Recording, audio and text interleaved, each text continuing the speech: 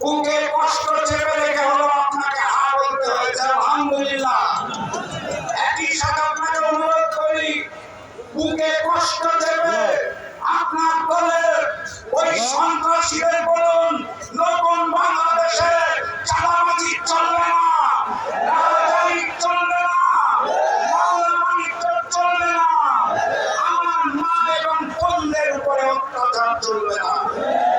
এখানে যারা ছাত্র যুবক ভাই আছেন তাদের বলে যেতে চাই, মায়ের ইজ্জতের উপর যদি হাত পড়ে শরীরের শেষ রক্ত থাকা পর্যন্ত প্রতিরোধ করবেন।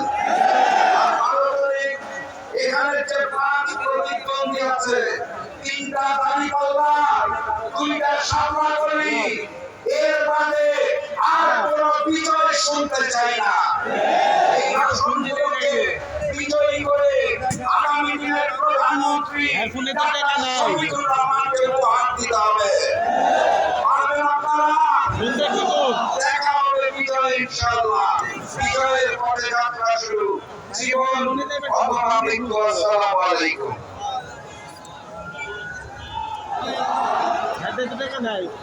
সম্মানিত উপস্থিতি,